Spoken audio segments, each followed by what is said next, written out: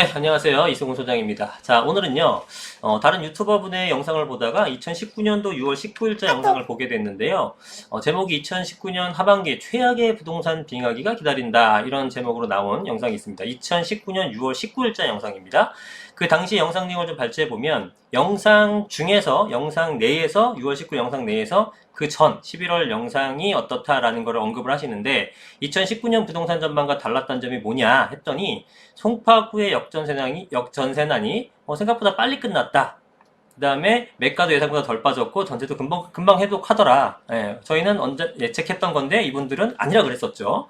근데 실제로 금방 회복했습니다. 두 번째로는 고가주택의 공시가율 현실화율이 생각보다 예상에 못 미쳤다. 낮았다라는 거고, 사업도 6월까지 시원하게 재건축이 급반등했습니다. 이것도 예상 못했다. 그리고 미국이 경기가 생각보다 금방 완화가 됐다. 이런 점을 예상하지 못해서 19년도 상반기에 생각보다 가격이 빠지지 않았다라고 얘기합니다. 그러나 하반기에는 다를 것이다 라고 얘기를 하죠. 그래서 하반기 강동구가 이제 폭탄이죠. 공급 폭탄입니다. 되게 많습니다. 강동구를 비롯한 56%가량의 입주 물량이 남아있는 상태이기 때문에 가격이 떨어질 것이라고 계속 주장을 합니다. 그 외에 미중 무역전쟁, 중국의 경제 거품, 경제 펀더멘탈 같은 어려운 좀 무서운 말들은 다 갖다 집어넣었죠. 근데 경제 펀더멘탈 같은 경우에는 우리나라의 그 경제 펀더멘탈은 굉장히 좀 탄탄하다고 평가받는 것들이 대부분인데, 이분의 의견이 약간 다른 것 같고요. 다른 것들은 계속 언급이 나왔던 부분인데, 이탈리아 재정위기 고조는 글쎄요. 저는 이탈리아가 재정위를 겪는다는 걸 모르시는 분도 상당할 것 같기 때문에, 이탈리아 재정위기로 인해서 우리나라 부동산 가격이 좀 영향을 미친다고 한들 얼마나 미치겠으며 거의 이제 신경 안 써도 되는 부분이 아닐까라고 저는 생각을 합니다. 부동산 투자자들 분들의 이탈리아 재정이기 때문에 투자 안 하시는 분들이 제가 전국에 10명도 안 될 것 같습니다. 그렇지 않을까요? 이탈리아가 재정 위기니까 부동산 투자하지 말아야지. 그런 투자자들 없어요. 이런 거에 좀 이유가 좀 안 되는 것 같습니다. 그 영상에서 보시면 이렇게 자문을 합니다. 입주 물량이 가장 큰 약재라고 했는데 왜 6월 현재까지 아무런 조짐이 없나라고 자문을 하고 답을 본인이 내립니다. 자, 이 영상에 아까 말씀드렸던 것처럼 6월 19일에 올라온 건데, 입주가 아직 시작이 되지 않았다. 6월 초중순에 시작된 것이 아니다. 이제부터 시작될 거다. 그러니까 아직 안 빠진 것이고 앞으로 빠질 것이라고 말씀을 하십니다. 그래서 남아있는 입주 물량들이 6월 28일, 6월 29일, 7월 1일, 6월 20일, 즉 6월 19일 영상 이후부터 이제 본격적이기 때문에 이제 빠질 거라고 얘기합니다. 그래서 실제로 언급을 어떻게 하냐면은, 본격적인 하락 국면은 7월 초부터 나타날 것으로 본다. 불과 열흘 정도 뒤, 이 영상 찍으면서 열흘 정도 뒤부터 빠질 거라고 예측하십니다. 그래서 그분이 이건 말씀 그대로 제가 언급한 거, 거기서 말씀하셨던 그대로 따온 건데, 7월달, 8월때는 하향 안정세, 가격이 낮아지는 안정세가 가다가 9월부터 본격적으로 급락의 조짐이 보일 것이다. 이렇게 말씀을 드렸어요. 라고 말씀하십니다.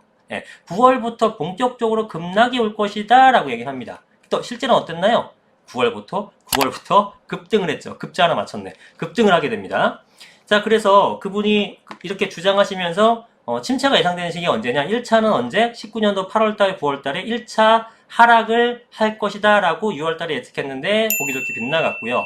두 번째는 19년도 12월달부터 20년 2월달까지 또 침체다라고 하는데, 두고 보겠습니다. 지금 분위기는 전혀 아니죠? 그래서 이때 이분들 이거를 고스란히 따온 말인데, 무조건 전세값, 매매값 떨어지면서 침체가 될 수밖에 없는 부분이다. 될 가능성이 있다. 될지도 모른다. 이런 게 아니에요. 무조건, 이 무조건도 제가 쓴 말 아닙니다. 그분이 언급한 거예요. 무조건 떨어지면서 침체가 될 수밖에 없다. 이렇게 얘기하십니다.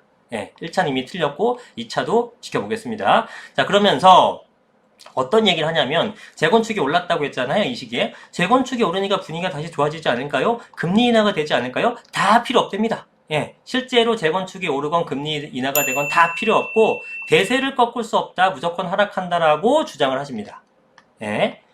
그래서 그분이 언급한 것 중에 조금 염려되는 부분이 있다면 기준금리 인하인데요. 그렇지만 강력한 투자 억제책이 유지되고 있기 때문에 대세를 거스를 수는 없다. 다시 한번 강조를 합니다. 그리고 그분 영상에서 이제 이런 거를 자료를 줍니다. 국토연구원이 아파트 매매 시장 3분기 저점 찍고 반등할 것이다. 그 다음에 21년 4분기까지 고점을 기록할 것으로 본다. 그러니까 3분기 이후에 가격이 올라갈 거라고 본 거죠. 근데 자기가 생각할 때는 본인은 이 자료와는 전혀 다른 의견이라고 언급하고요. 정확히는 19년 3분기부터 급격한 하락세가 올 거다라고 표현을 합니다. 그러나 실제로는 어떻습니까? 실제로는 여기 국토연구원의 결과가 아주 정확했죠. 현재까지는 아직 평가가 이르지만 지금까지만 놓고 보면 국토연구원 자료가 정확했어요. 그죠? 3분기에 저점 찍고 9월달부터 반등했잖아요. 네. 그래서 제가 볼 때는 당분간 상승을 할 것 같은데 저도 역시 마찬가지로 이분은 아니라고 말씀을 하셨었죠. 그러고 나서 19년 9월달, 9월 중순경쯤 찍은 영상이 있습니다. 지금 6월달 얘기한 게 다 틀렸어요. 그래서 9월달에 어떻게 하나 봤더니 9월달 찍은 영상 보니까 여전히 같은 논리로 주장을 합니다. 어떻게? 9월 초 중순경에는 입주 물량이 별로 없다.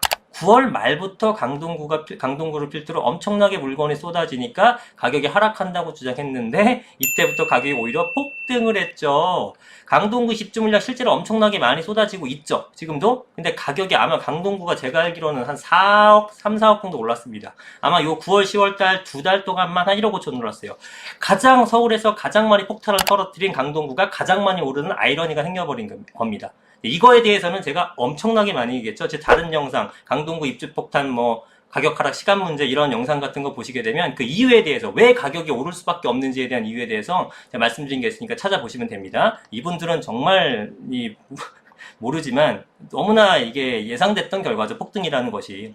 어쨌든 실제 결과가 9월부터 폭등을 하게 됩니다. 최근의 영상을 어떤가 보게 되니까 자, 요즘엔 또 무슨 말을 할까 계속 틀리는데 아직도 그 주장을 하나 라고 봤더니 이런 규제에도 불구하고 계속 매수세 가격이 오른다는 얘기죠. 계속 매수세가 붙는 이유가 뭐냐 했더니 상승할 것이란 기대감 때문이다 이렇게 얘기합니다. 이것도 참 웃기죠. 상승할 것이란 기대감은 갑자기 생겨난 게 아닙니다. 예전부터 상승할 것이란 기대감으로 올랐던 것이 맞죠. 그러면 분석을 할 때는 이런 점도 당연히 가격 예측에 반영을 해서 이러저러한 이유로 가격이 떨어져야 되지만 상승할 것이란 기대감이 아직 시장에 팽배하기 때문에 9월 달에는 폭락이 안 될 겁니다. 올라갈 겁니다. 이렇게 예측을 해야 되는 거죠.